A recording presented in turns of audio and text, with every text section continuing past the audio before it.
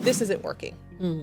You know, you might just not be able to eliminate this about yourself. It's not working. Right. And so I finally decided, well, screw it. Like, I'm just going to be who I am. Look. And if that means I can't connect with anybody in this world, fine. But what I'm doing isn't working. Right.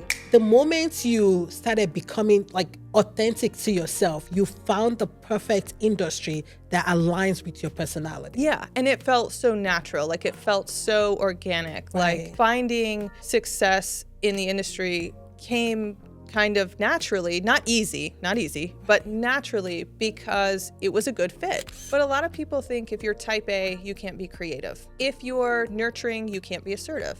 If you're this, then you're not this. And really, nobody is 100%, at least when it comes to personality traits, you're not 100% one way or the other. You might be 98% this and 2% this, but there's a mix, right? I think one of the things that you've encouraged me to do, and this is way outside of my comfort zone, is to be more present online, because you said something to me that is so impactful. I truly, literally think about this every single day since I heard you say it. And that is, you cannot be your industry's go-to expert and the best kept secret. Yeah, as entrepreneurs all the time, we're looking for ways to integrate everything else that we have going on and our business. And I feel like for years in my entrepreneurial journey, I was chasing like balance. And once I kind of gave that up, gave up the idea of balance and transitioned that into the idea of integration. Right.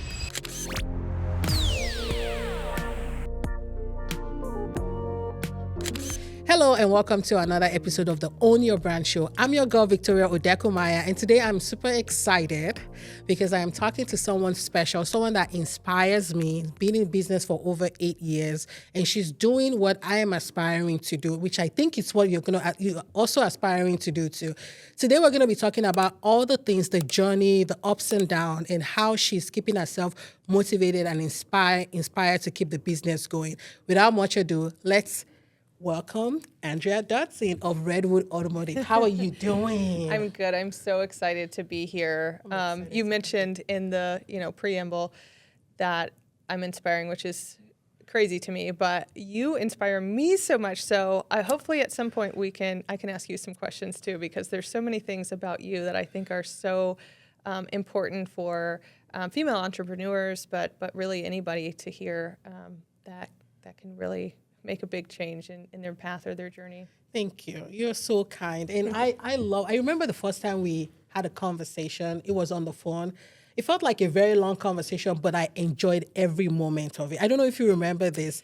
And you were like telling me a lot of things. I kept thinking, who is this woman? Like, I just want to meet you. And then we had a Zoom call. And I would say that the image that I had in my head was very different of who you are, but I loved you even more because I felt like, damn, she's amazing. I feel like there are so many things why we were just such an instant connection, so many things about us. And then as I've learned more about you, like you're the oldest of 5 siblings, so am I, it kind of makes sense the more I get to know about you, why we're wired so similar, the paths and the journeys that we're on that are so similar. And so, yeah, I'm just so excited to be here. So now the audience are going to be like, wait, you guys love each other. You're like so similar. Like, give us the details. Yeah. So tell us a little bit about you from the, take us all the way back. Sure. So currently I own an automotive dealership called Redwood Automotive. It's in Anderson, Indiana. And I'm on this path and this journey to own more dealerships and to expand the current dealership that I have. We have a service center and some other things. But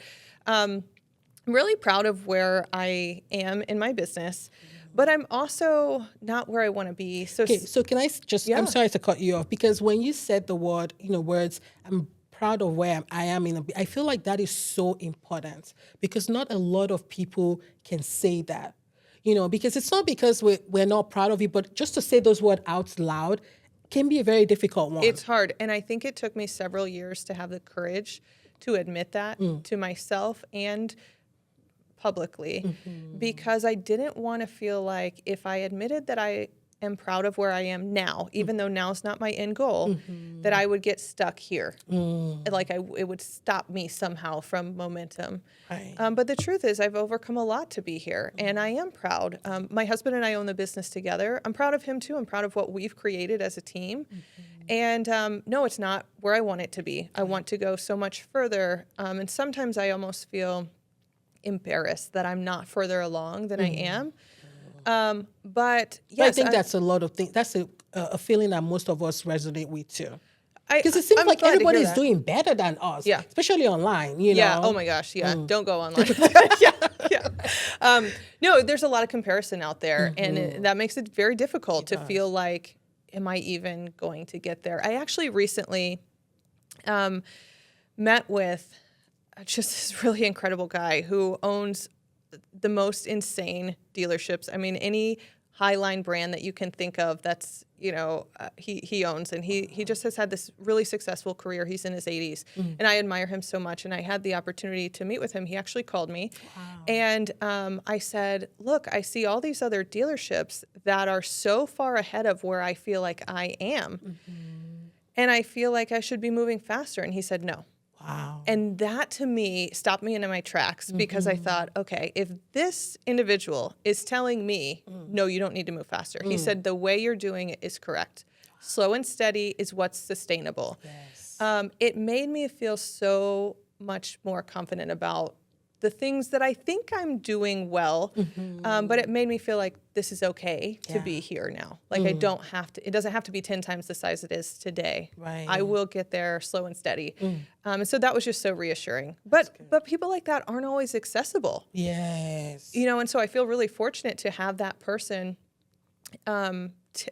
share that with me. Which is why I love meeting with you too, and you bringing. And I'm so thankful that you made the time to come here, because we haven't shared it, but your business is $1 million plus, right? And a lot of people that are making that kind of money are not very accessible, and so sometimes it makes it look like, for people that are not there yet, it's like, is that even possible for me? Right. Yeah, I have felt like that so much, and not even since I've owned a business, but even just as an employee for companies prior to owning my business. Like, can I ask questions? Will someone share? And in my industry, folks can be kind of secretive about things. So it definitely felt like it was difficult to access information early on, and still now, because look, everybody plays their cards close to the vest, and it's difficult. But I really want to share about some of the things on my journey that I think universally apply to any industry, to any person, even if you don't own a business. Because, and I know you and I have chatted about this before, but there are times, especially as an entrepreneur, that it feels so isolating. So lonely. Yes. Oh my God. Yes. Yeah. And it's hard to complain about that and to talk about that, because I don't ever want to myself, but also others, view me as ungrateful. I'm so grateful for where I am. But yes, it's lonely. Right. It's lonely at times. I feel like that conversation is happening a lot more lately. You know, where we're beginning to like say it out loud and say, look, I'm feeling this kind of way. Yes. But I don't think it's enough. I agree. And I think the internet helps with that, because people that wouldn't be accessible to us just walking around in our daily lives, we now have access to through things that you provide too, social media, content creation, things like that. You make it to where this podcast, to where people like you and I can access this information without having to, by happenstance, meet somebody. Right. So I thank you for what you're doing. Thank you for coming on. Yeah.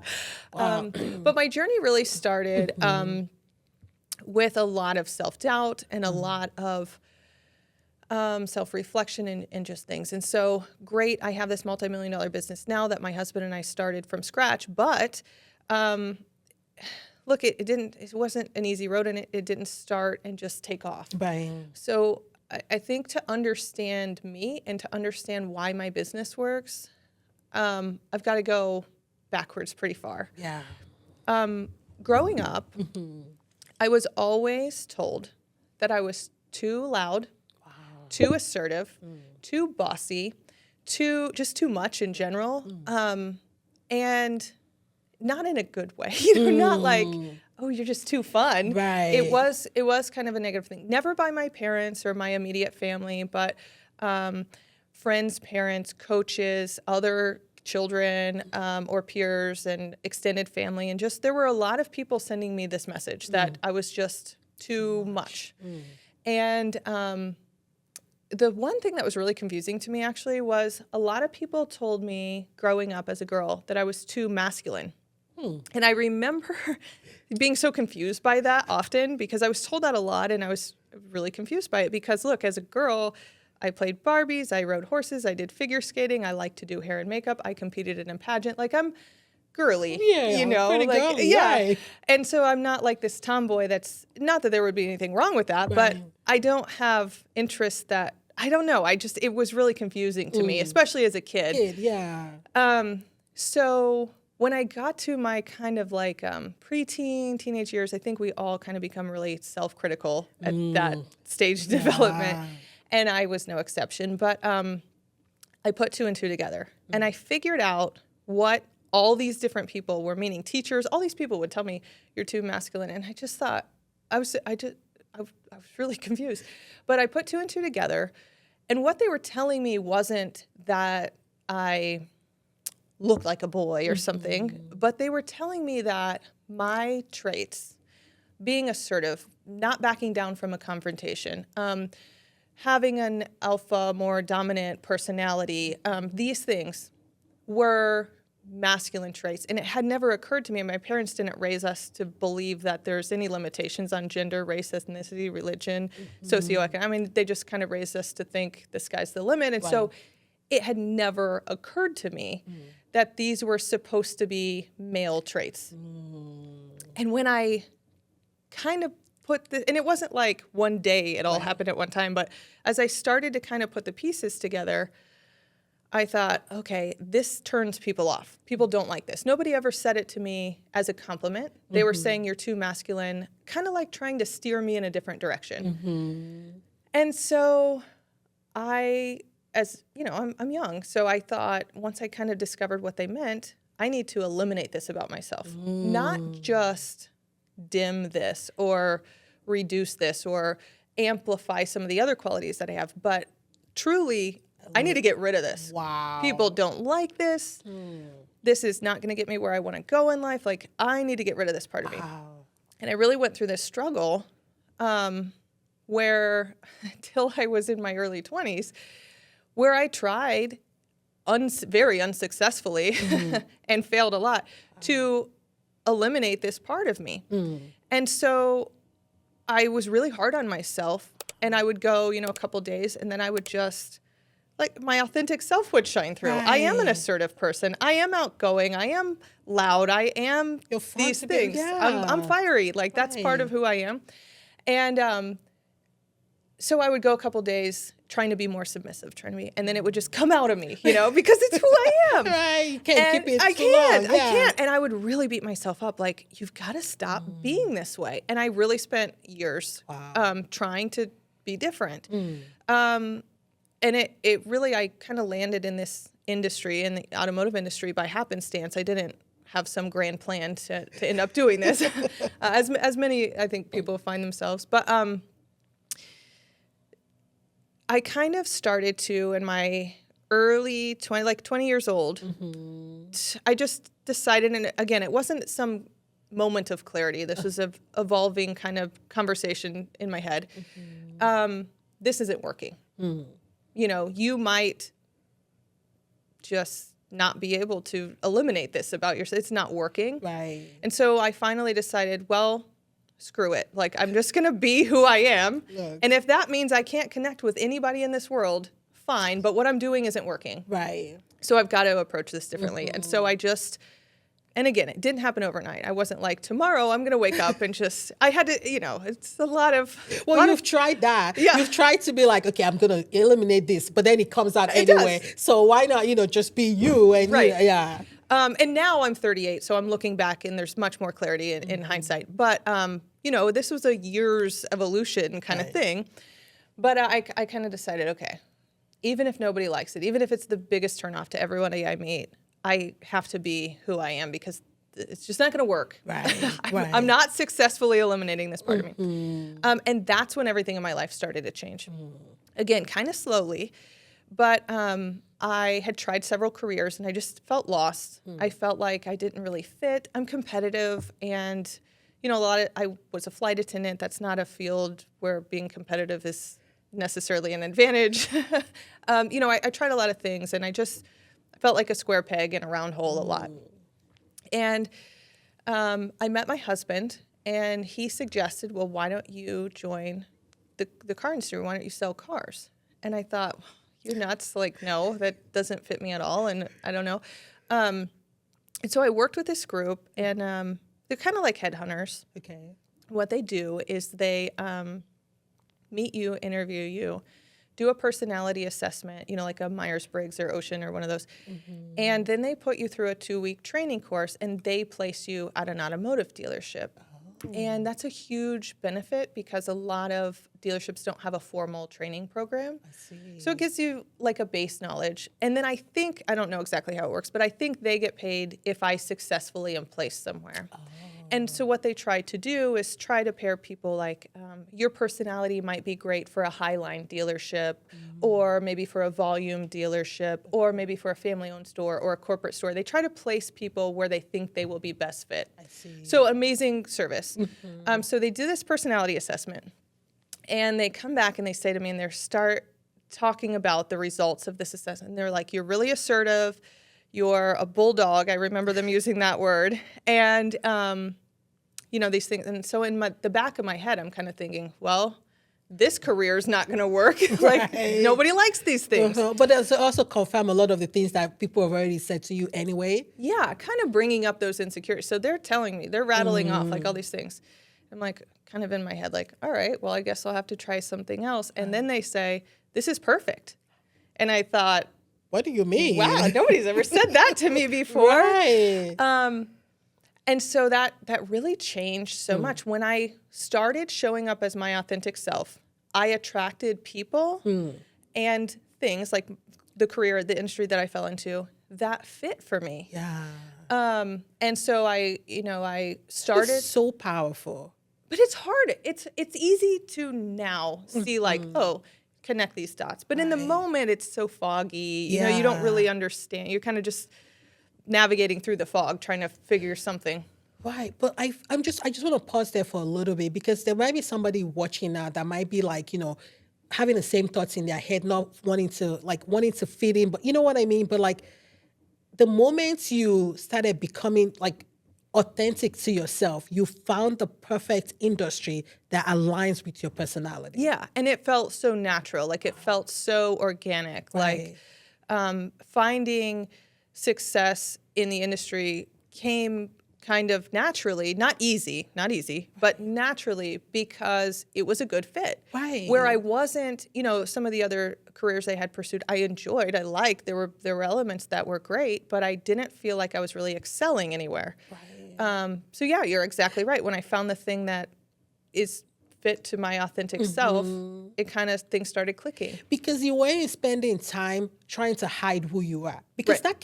that can be very time consuming. Yes. Like thinking about, okay, what am I gonna do or what am I not gonna do? Well, and I think about this and laugh all the time. How awkward must I have been walking around? I mean, like, what a weirdo walking around. Like, I must have looked like every move I make, I'm trying to overthink through, like, what would a submissive person do here? That is like, that's exhausting. Yes. Yeah. Wow. Okay, keep going. Sorry. No, you're fine.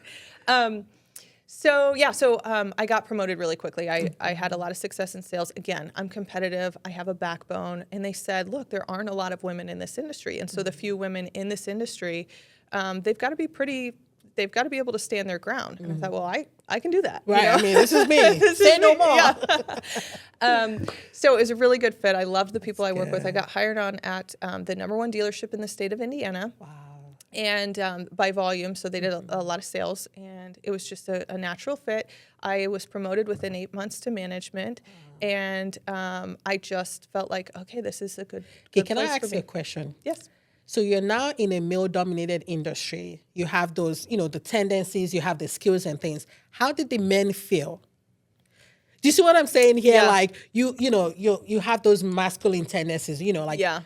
So now you're not in their world, and then you're a woman because in their head you're still a woman, right? You know, how did if you can reflect back? It catches a lot of people off guard. Like I remember after a couple weeks at that first dealership, my general manager happened to walk by as I was having a conversation with the customer. And I was being pretty firm about, never disrespectful or anything like that, but holding my ground, being pretty firm about something that we weren't able to change. Right. He walked by, and later he called me into his office. And again, I thought, okay, like this is unwanted. And he said, I think you did great. I walked past and I overheard and I stopped to hear the rest of the conversation.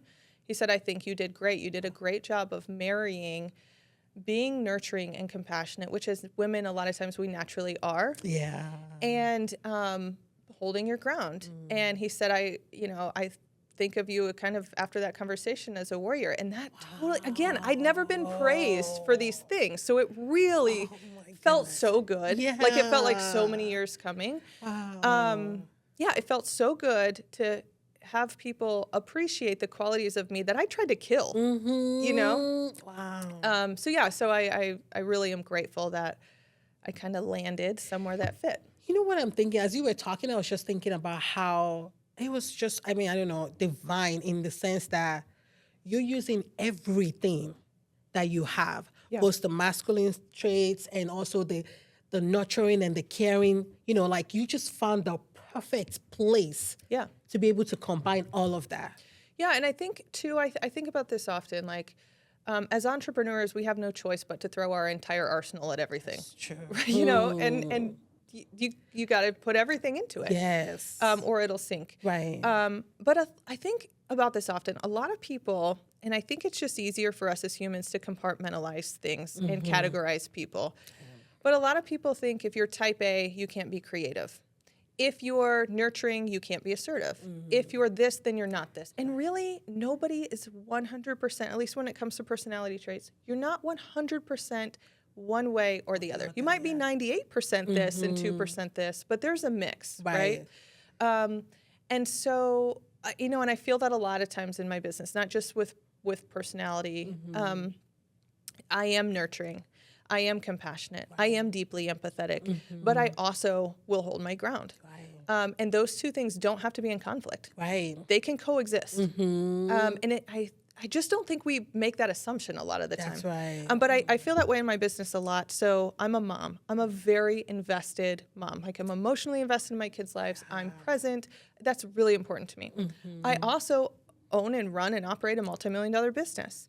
And when I tell people I own this business and I'm a very involved mom, they make the assumption, some of them flat out tell me, but they make the assumption that, well, you're either not that invested of a mom and you're invested in your business, or your name's just on the business, you don't actually, somehow by happenstance your name ended up there, and you're just a mom, like just a mom is a negative thing. But, you know, and it's not, it's both. And yeah, as entrepreneurs all the time, we're looking for ways to integrate, you know, everything else that we have going on and our business. And I feel like for years in my entrepreneurial journey, not just my career journey, but I was chasing like balance. Because we hear it's in business books, it's in influencers talk about it, you know, like work-life balance. I was getting ready to ask that question too. It doesn't exist if you're an entrepreneur, so throw that idea out the window. And I can tell you, because I learned the hard way, I was really holding myself to this standard that can't really exist. At least in my industry, you know, we have retail hours. I work 6 days a week, and then there are a lot of things behind the scenes that need to be done. So. I wasn't going to have this idealistic, perfect, I'm going to have home-cooked meals on the table every night life. And once I kind of gave that up, it got easier. Not gave up what I expected, the standards I expected for my family, but gave up the idea of balance and transitioned that into the idea of integration. It was so much easier. Okay, so we have to give an example that I remember you told me about when you had a baby. Tell us about that. So I have 3 amazing sons. But when I found out that I was expecting, I kind of went into panic mode because I thought, how am I going to balance having a child? I had just started this business. It was a fledgling business. My son is, well, I say just started. It was a few years in, but it still felt very much like this in its infancy. But my son is 3.5 now. So when I found out 4 years ago that I was expecting, I hit the panic button and I just thought, I don't know how I'm going to do all this. So we converted one of the offices in my dealership to a nursery. And for the first year, he came to work with me every day. He was just strapped to me. Wow. And babies the first year are, I wouldn't say easy, but it was easier to. Right. They do what, they sleep, eat. Yeah. That's what they do. They want to be fed and go back to sleep. Right. So that was kind of easy. So I would do my job, and I just had my son attached to me, and he had a nursery with all the things he needed there. Right. But then once he got to be about a year old, he needed more for his development, more enrichment, and he was mobile, which was a big change. So we hired a nanny to come to our dealership so that we could spend that time with him, not be away from him. And throughout my day, I have plenty of moments where I have 5 minutes here, 10 minutes here, 20 minutes. So it was amazing. He's there with us. Right. Somebody's, educating him and working on some of the things that he needs. But also, I'm not missing those moments. And I think that is so incredible because we were talking about work-life balance and we want it to work. But I love the way you implement life into your work. Because I don't think that a lot of us think that we can do that or that it's even allowed. Right. I don't know what it is that we think that, I just can't do, you know what I mean? It's like there's a... You have to get permission. Right, somebody needs to sign a permission slip for me to be able to do this. But you were, you're so way ahead of a lot of us. Well, I don't know that because I think a lot of it's through just making the mistakes. But, back to the dinners, and here's the thing. I felt like I'm going to be such a bad wife and such a bad mom if I don't have dinner with my family every night. That's important to me. I want to do that. So what we would do, my 2 older sons, who my husband and I adopted as teenagers through foster care, while they were in school, I would pick them up from wrestling practice or swim practice, whatever. How do you even do all of that too? Yeah. So again, it's like you find, and a lot of moms and parents will identify with this, but you become so much more efficient when you become a parent. You find opportunities to get things done because you have to. Yes. Right? Yes. But I pick up my kids from practice and I would say, okay, tonight we're not going home. You're going to do your homework at the dealership, which it feels like a second home to us, At this point. It really I does. feel like my kids feel the same way at the studio too. Yeah. Are we going today? Yes, we are. Right. And so they would do their homework there, and then we would order a pizza there. So I'm still doing the thing that's important to me, which is spending quality time with my family. Yeah. But I'm also, I can't have a customer flying in from out of state and say, well, it's 6:00. Yeah, I'm out of here. Right. I can't do that. That wouldn't work for my business and therefore wouldn't work for my family either. Yes. So it was about finding ways to integrate the two things. So can I say something real quick here? And I don't know if you've realized this yet, that your kids are also learning something by being in the dealership and being around you and being around business too. I'm kind of just recognizing that, which sounds crazy because, my older sons have been a part of my life for almost the entire time we've had our business. And then my baby's been almost 4 years, since we had our business. But yes, it's just now occurring to me. Wow. So I'm not able to give them some of the things that if I were a stay-at-home parent or maybe a 9-to-5 parent, I would be able to provide. But the flip side of that is the privilege that they receive. And when I say privilege, it's a trigger for people. But I think a lot of people assume big Christmas vacations. And maybe it means that. But what I mean when I say that word is how many times in my life was I just begging somebody to pull back the curtain and say, here's what goes on behind the scenes. Oh my God, yes. Here's how it actually works. Here's how all of these things come together. And my kids get a front row seat to that. Do you know that for a lot of us that go to business school or school for business, this is what we're trying to go get, right? The experience. The access. Yeah, the access. Yeah. And they're getting that free education right and there. And same for your kids. God, they get to come here with you and your husband. They get to see, hey, here's the flip side to what I am going to experience as a consumer. Yeah. What an so amazing powerful, opportunity right? for them. Yeah. Wow. Okay, sorry, keep going. Dinners. How do you guys do dinners now? Yeah. Well, yeah. And so we a lot of times we'll have dinner at the dealership, or it'll be a situation where we say, hey, we're wrapping up something here. Let's meet at the Mexican restaurant. Is that a home cooked meal? No, but are we achieving the purpose, which is we're connecting as a family and we're we're doing the things. Wow. So. It is so incredible. Like I'm looking at you and just listen. I feel like I'm barely asking you questions, but I'm just like taking everything, just soaking everything in here. So I have to ask you, like, what would you say is one of, because a lot of our listeners are, budding entrepreneurs or being in business for some time, right? And they want to know, like, when you have obstacles, how do you handle it? Because sometimes it can be hard. It can be that one thing that just like, I don't want to, like you're already struggling. You're already, and then one big thing comes along and you're like, I want to give up. Yeah. But we have to keep going. What do you say to that? Well, I feel like for me and my experience on my entrepreneurial journey, it just comes in waves. I don't know how it always ends up happening this way, but like one bad thing happens and then it's like 6 other bad things happen all at once. It's like they're trying to break me. I don't know. But what I have leaned on the most is, and in the first year, this didn't really apply. But after the first year, I started to get more and more confident about, hey, I don't know how to solve this problem yet. And I don't know what it's going to take. But I know that I have the tools and resources and that I've done hard things before and I can do this. Believing in yourself. Yeah. And you get that with time and experience and a lot of battle wounds. To where you kind of build up this tolerance of things that, I think back to things that used to really stress me out in my first year of business. And I felt like the sky was falling my entire first year in business. Like I felt like this is going to be the thing that puts us out of business. This will. And just every day it was like something else that I was hitting the panic button on. But those problems, if I were to encounter those problems today, I've solved those 10 times or more. So I just feel like that would be a walk in the park, And so it doesn't get less stressful, or at least for me, it hasn't.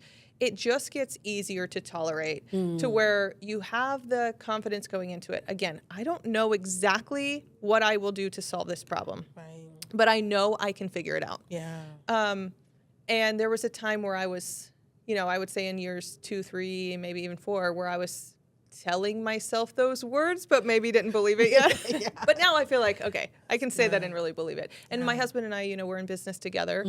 And so we say that to each other. There'll be times where he's feeling the weight of it or I'm feeling the weight of it. And I'll just say, hey, look, we've been through some hard stuff before. And we're going to look back 8 years from now and say, oh, this is a walk in the park. This is easy. So let's talk about working with your spouse. I can bring its own set of challenges. And I think not bad things necessarily, but like separating work from life too. Like tell us, like, what is that looking like for you, or how have you navigated all that? Well, and this is something, again, that we have in common. You work with your husband, Sean, who's amazing. Yes, my husband, Jake, is amazing. I just say the best way to describe him is he's the man. He, no matter what the task is, he's going to accomplish it and just do such a great job, which is annoying sometimes because it's like, gosh, he always turns up roses. But it's challenging. And again, it's one of those things like the work-life balance that in the beginning I was like, well, we'll have our marriage and then we'll have our business partnership. And these two things will be separate. For us, we have found no way to actually accomplish the separation. Okay, that makes me feel good. Yeah. If we go on a date night, we will be talking about business. Yeah. And sometimes we talk about personal things while we're at work. So they just cross paths in so many ways. And so I gave up on that. I just decided. Good. It's good to know because I'm not going to fight this. Yeah. Because in the beginning, I'm like, we're still going to go on dates. In the moment we walk into the house, we're not talking about work. No.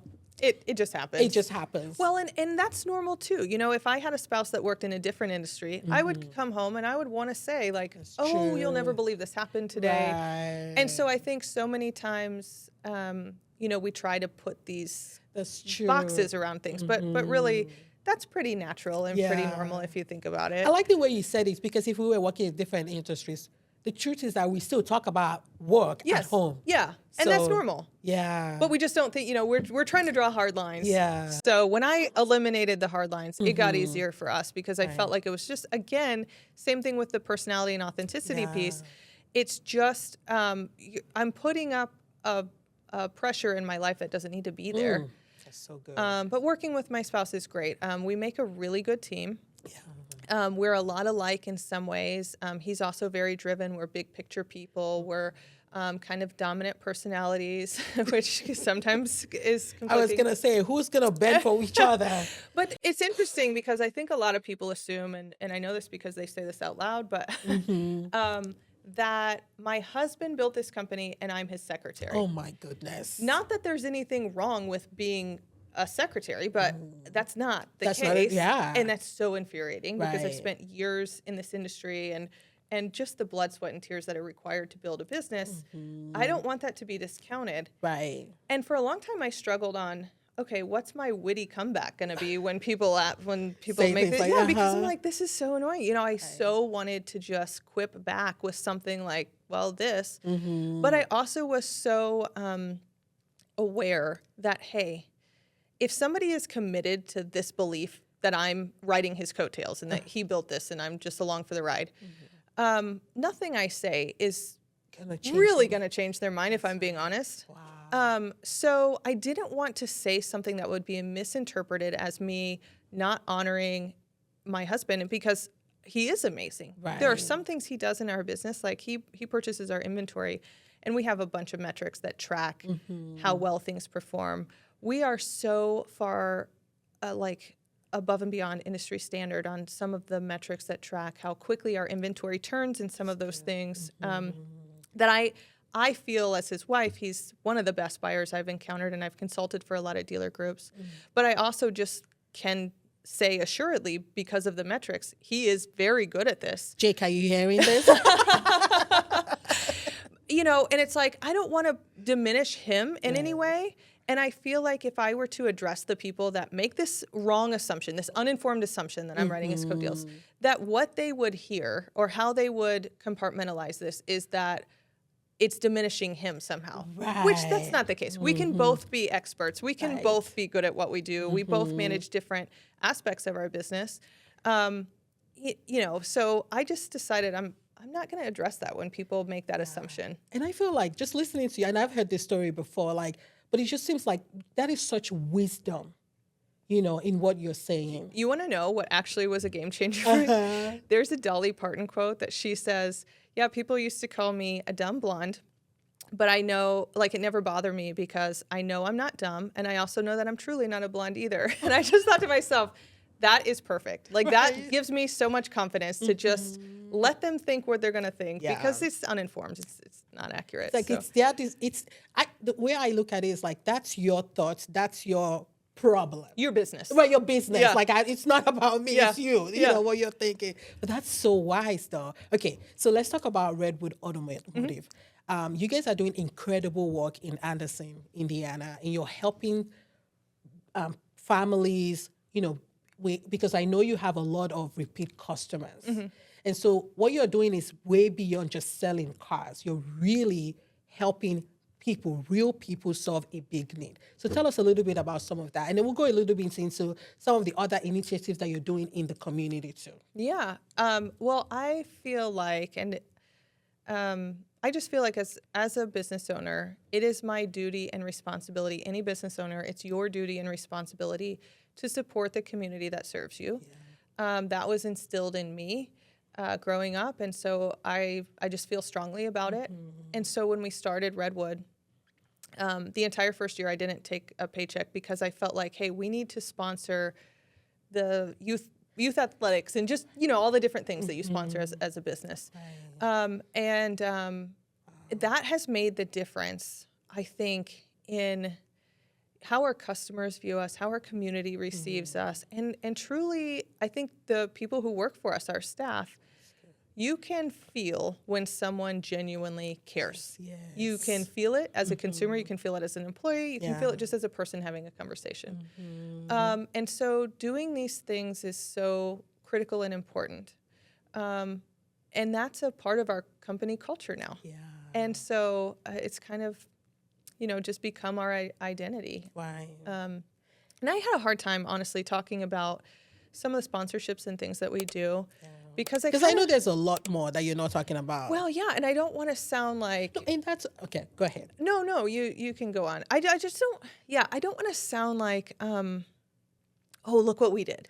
Right. But what I'm seeing is a business that is integrated into the community, and it's almost not a business anymore. It's the community. Yeah. You know what I mean? Because it's not like we're talking a little bit about work-life balance. It's almost like what I see about your business. I cannot separate Redwood from Anderson. Right. The community, because you guys do so much. Well, and it kind of it's become an extension of who we are as people. My husband and I, who we are as people has kind of evolved into what the company culture is. And so, I've gone back and forth between, should I publicly talk about the sponsorships and the community involvement that we do? Because part of it feels kind of icky. Like, I don't want to... Yeah, I get you. Yeah. But being altruistic is part of who I am. I know that's a huge part of who you are, and that's a big part of what you do in your business. And so sharing that, and you gave me courage to say this, sharing that and showing up as our authentic selves is what attracts the correct people to us. Employees, customers, friends, spouse, whoever it is. We're not going to attract the correct people to us if we're not showing them who we really are. Yes. You're altruistic, I'm altruistic. Right. We have to be our authentic selves so that other people can say, oh, that's totally my vibe. Absolutely. And that goes beyond your business, your real human, like who you are. Like sharing that with people, that's what really connects the people to say, you know what, I like her. I want to talk to her. I want to get to know, now she has a business. She's doing all of these things. I want to be a part of that. So that's incredible. And I mean, if you want to share about this, I absolutely want you to share about, like, I know you have like Christmas things that you do in the community that you're helping to, like, tell us a little bit about that. Yeah, one of our favorite, and we have a lot of favorites, but one of our favorite community initiatives that we support is a Christmas giving to families. And it's just something where the whole staff gets involved. We shop for families, we wrap the gifts, we put them under our company tree, and then when it's time to deliver them to the family, we do that. And it's just brings us so much joy, all of us, everyone on the staff. And it just means something, and it feels like, hey, our company is having success, but it feels like we're sharing the success, and that feels better. It feels good to have a sense of community, like we're a part of something. You told me a story, and I don't know if you remember this, about how the full circle, about there was a family, I think they were like having, you were having kids. We were both pregnant about the same time. One of the families we were matched. I feel like every family we've been matched with each year. And I tell the organization, Operation Love, hey, give me the biggest family. Like, who has the most kids? Give me that family. Yeah. But I feel like each family they've partnered us with each year, I feel such a connection to. So yeah, one year I was expecting my son, and the mom of the family was expecting due dates right about the same. And so we just made this connection, like, man, we have so much in common. We're dealing with the same questions, as moms and stuff. So, and each family since then, same thing. Like, we just find something to connect on that's just, again, it brings the whole community together, which is the rewarding part of it. There's no sense in having success if you're not going to get to share it with keeping it all to yourself and, what am I going to do?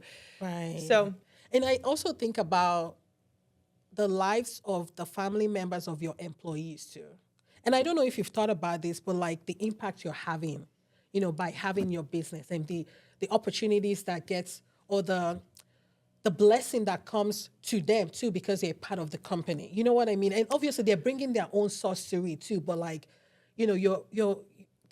that is an extension of you helping the community too. Well, I can say everyone that works with us, I love. I mean, we just have the best team of people. And when I'm hiring, that's one of the most important things. I'm looking for people who are authentically themselves, right? Because I know firsthand, if you're not authentically yourself, you're not going to enjoy it. Right. I'm looking for people who have shared values. I want them to be an expert at what they're doing and to have experience, but also importantly, I want them to have shared values of what we embody as a company. And I feel so connected to the people that we work with. I probably will get misty-eyed even just talking about it. And I kind of feel like a mother hen to our employees, because I feel like a little bit of what you're saying, like I'm proud that they have a place that they can call home as an employer, but I feel a weight and responsibility to do right by them because I admire them, because they are amazing people who are just really dedicated to doing a great job. I feel almost indebted to them a little bit. Like, I need to make sure that this is such a glowing success so that they have something they can be proud of too. Because they invest so much time. I mean, think about employees. They're going to show up every day. They're going to work next to me. They're going to invest so much of their time, effort, energy, expertise into doing a great job. And they really do, the people that I work with. So yes, I feel like it is, again, a duty and responsibility that I make Redwood as successful as possible so that they can enjoy that success and reward also. Yeah, especially for those of us that are competitive, that are very goal driven, like it's not just the money, it's the fact that we're building something successful together and you can be proud of it and say, I have a hand in this. Yeah. That is so... I agree. The money has nothing to do with it. I'm very achievement oriented. And I think that's why, again, you and I connect so well, but a lot of entrepreneurs, I think I hear this message as I meet more and more people who have just started a business or who have a successful business. Hey, I feel like I'm always chasing that next thing, that next goal, that next challenge. I'm going to tackle this. And as entrepreneurs, we're always fine tuning. Yes.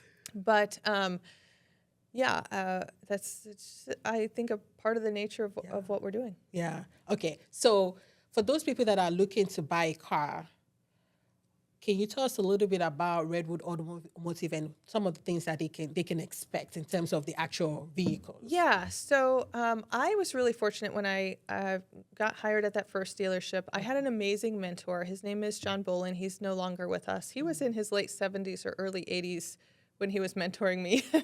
But he taught me so much about sales that has really shaped a lot of how my company operates. So he said, don't be the type of person who's selling based on how you're incentivized or how it benefits you.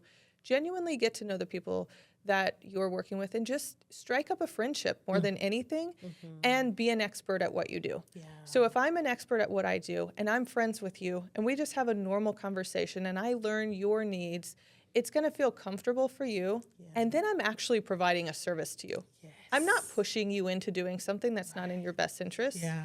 I'm learning about you. And because I'm an expert at what I do and an expert on the vehicles that we have and how to service them, I can marry that with a good fit for you. Yeah. And that's just as friends, that's what we naturally do. Right. We recommend products and services to friends that, hey, I know you well enough to know this, but I can't get to that marrying the two if I don't take the time to get to genuinely know who I'm working with. And I would say that's why we have so much repeat and referral business, because Austin, who works in our sales department, does an amazing job of really getting to know folks that come to shop with us. And what that does is it lets their guard down.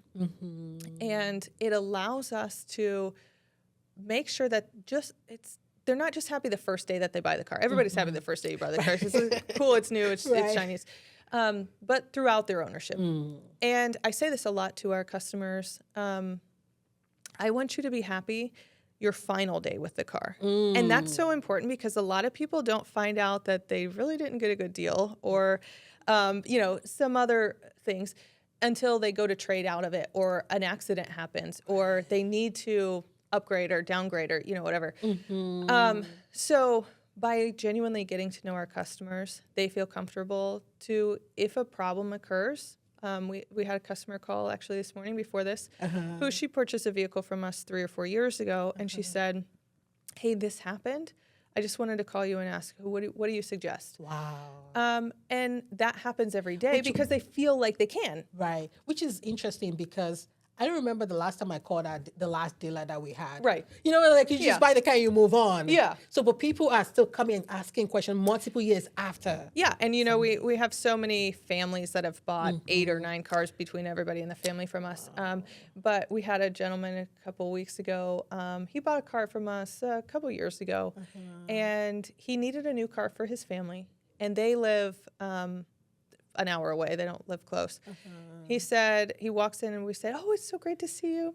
And he said, yeah, I had my wife drop me off here. I didn't even look at your website. I don't even know what you have in stock, but I knew I wanted to buy a car from you. And so here I am. And so that moment felt really cool because things like that feel like man, this person trusts us so much. They didn't even look to see what we have in inventory, but they know that we're going to match them with the perfect thing for them. So those are testaments to the way we're approaching sales. And one of my biggest fears has been, as we scale, how am I going to give everyone the personal touch? Oh, yeah. On a bigger level, with more volume. And so we're working on ways to continue to integrate that into our business. But Amazing. yeah. Wow. So I've learned two things from you today about sales when you get to know, like, it's just, I don't know why, maybe I knew this, I don't know, but like how you put it, where when you know someone genuinely well and you're an expert at something, it's easy. It's natural. Yeah, natural. Nothing is forced. That is amazing. And then also the fact that, when people come back to you, that trust that they have in, but what I'm trying to say here is that you've been doing that for so long, and sometimes you don't even realize that that's what you're doing until you start hearing back from people like that comes back and say, you know what, I came here just, because for me, when clients come from, wherever they come from, like. We have a lot of clients that travel cross country to do business with you. Which I'm so fortunate about, but like, it makes me remember that I am doing something right, and that, my heart is in it, and you know what I mean? So that's just really powerful. Well, and it's easy for us on the sales side. So I know you have a lot of clients that come from out of state and from far away, and that does feel so good, because think about how many people like you that they pass on their way to get to use your service. Yeah. And I think about that for my business too. We had, especially during COVID, but on a regular basis, we have folks flying in from all over the country. We've had international sales. And in my mind, I kind of chalk that up to like, we just happen to have the right car, color combination, trim level, whatever. But then when we started doing service, so we opened our service department to the public, I had made the assumption like, well, everybody who's going to do service with us will be a local customer. They're not going to be coming from all over. We have a customer who showed up today from Wisconsin. They moved to Wisconsin. They said, we were going to be in town. We wanted to have our car service with you. We had a customer a couple months ago come from Cleveland, which is 5 hours away. So we're still having people travel across state lines to do service with us. And think about how many service centers they pass on the way to do service with me. So that is the biggest compliment to my business. I mean, truly, that feels amazing. Yes.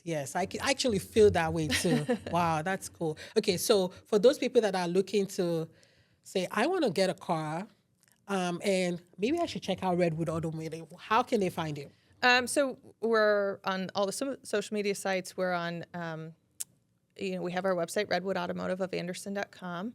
I think calling is a great way. I know that's so outdated, it almost seems. But, hey, I want you to feel comfortable before you walk in and when you walk in. And that's a great way to get to know somebody. And look, I'm not everybody's cup of tea. So if we're not a good fit, I don't want you to waste your time. I don't, I want you to find something that's a good fit. But yeah, I think one of the things that you've encouraged me to do, and this is way outside of my comfort zone, is to be more present online. Because you said something to me that is so impactful. I truly, literally think about this every single day since I heard you say it. And that is, you cannot be your industry's go-to expert and the best kept secret. You can't be those things at the same time. And so I feel like, gosh, we have all this knowledge that we want to share and we'll give away for free. We're happy to pull back the curtain and show you how this works and walk you through the process. But if nobody knows we're willing to do that, how much of a service is that? Right. So you're really encouraging me. Thank you.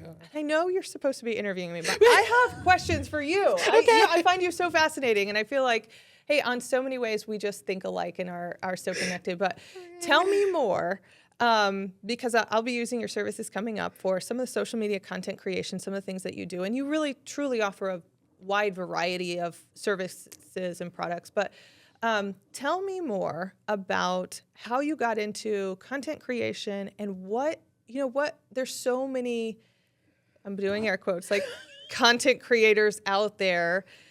How do you hone in on what's going to work for me and my company and for the varied companies that you work with? Okay. So I have to say that This is the first time I'm being interviewed on the show. Well, again, it's that too masculine, assertive side of me that's just taking over. Sorry. No, I appreciate it. I appreciate it. So, I mean, and I don't get these questions a lot. So thank you. How did I get started? So I used to be a drug research scientist. I did that for 18 years. But somewhere along the line, I went back to school for filmmaking just because I enjoyed watching commercials. I'm the one person where whenever, how nowadays we want to skip the commercials, I'm like, let me see. Oh, how did they? Oh my goodness. Because I'm always fascinated about how people think and what they feel like is going to get people's attention. What the motivator is. Yeah. Or how they even filmed it, the story and all the things. So I went back to film for filmmaking. This was like 15 or so years ago. Then fast forward, I had a baby, and obviously I thought my kid was the best thing ever. I'm like, oh my God, he's the cutest ever. So I picked up a camera and started photographing him. Every little thing was like so cute. So I moved from filmmaking to photography just because it was easier for one person to do. With filmmaking, you're thinking about not just the visual, but also the audio and a lot of other things. So, and you need a hand for some of the equipment and stuff like that. That makes sense. Yeah, so I started that, and then I just loved photography because it was also easier. I was creating a lot of content for a lot of female entrepreneurs, which were those ones that But hold on, I'm going to stop you right there. Okay.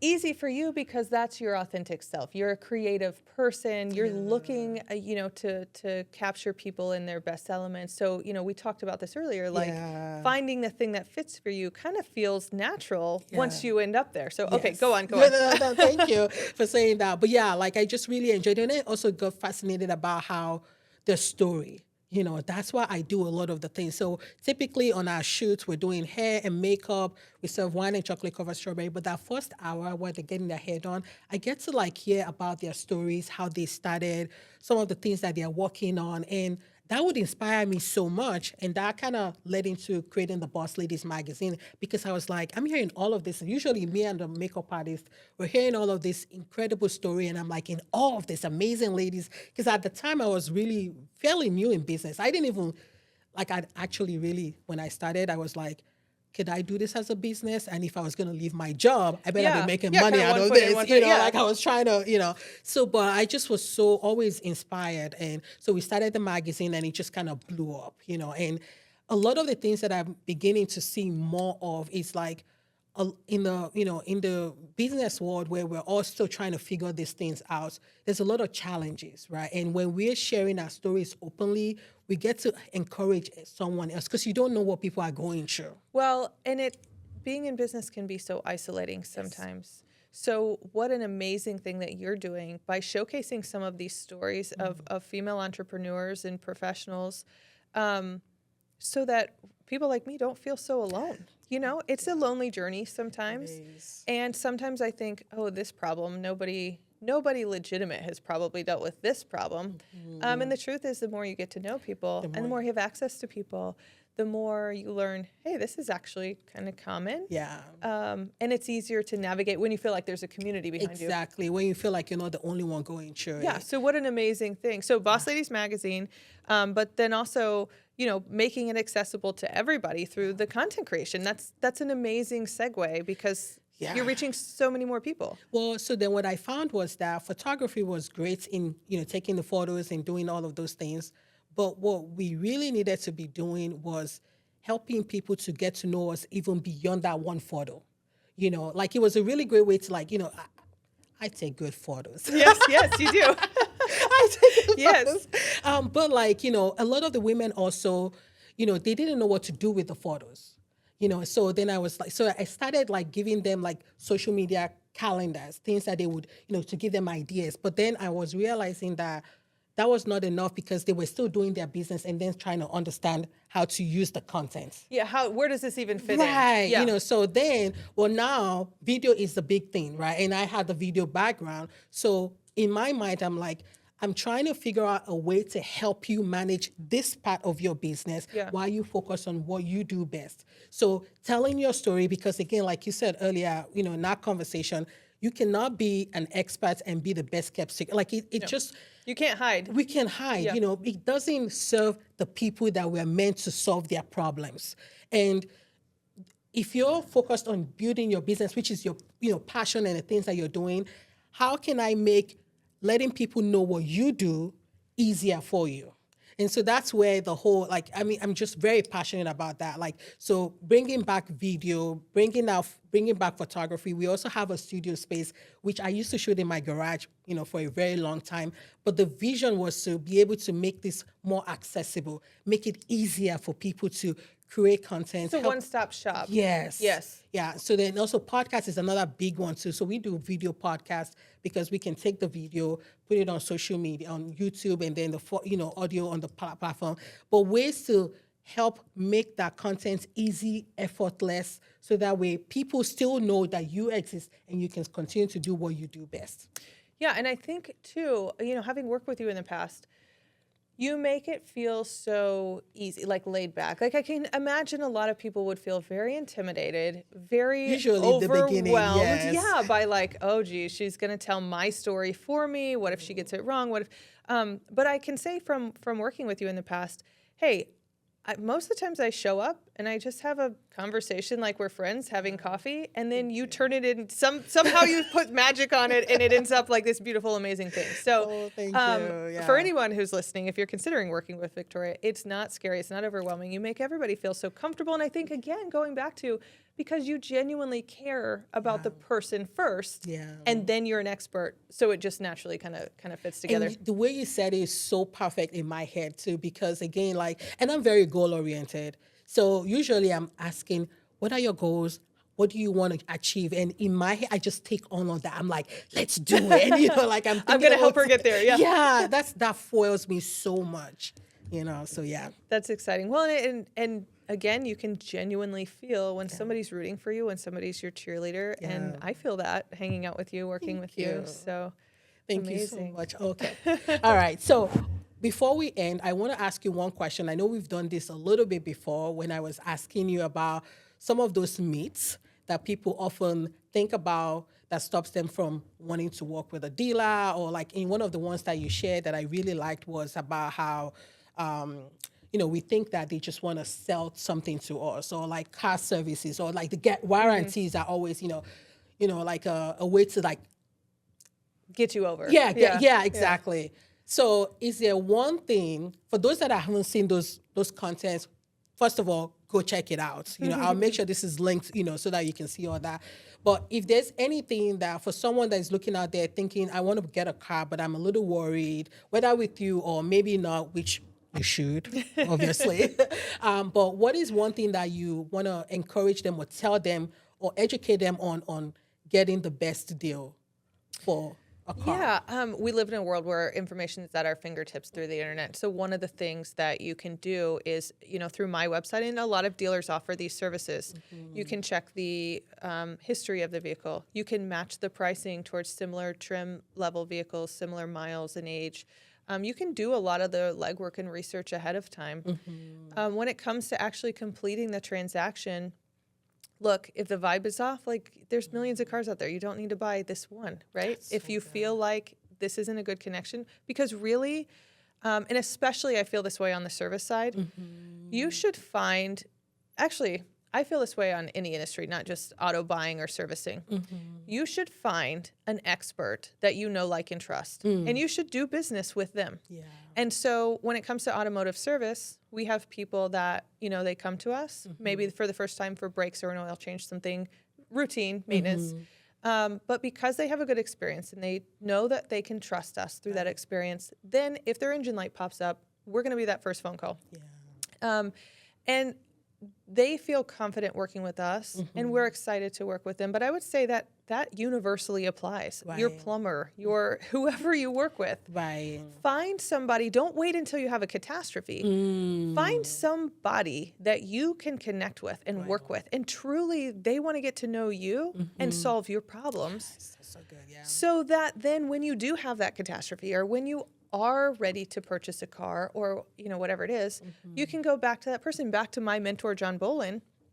There were people coming to him who, they just adored him, and they would come back to him. There were people who bought cars exclusively only from him for decades.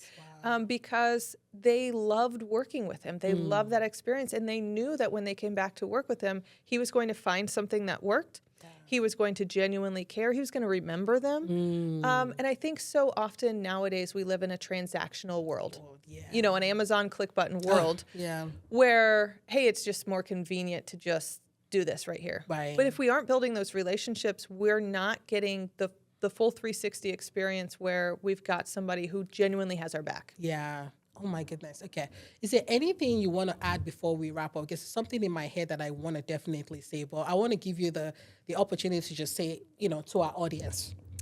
Yeah, I'm just grateful to be here. And I think I sometimes ask myself, like, why did these good things happen? Obviously, I've worked hard. Obviously, you know, I've been through the trials and all those things. But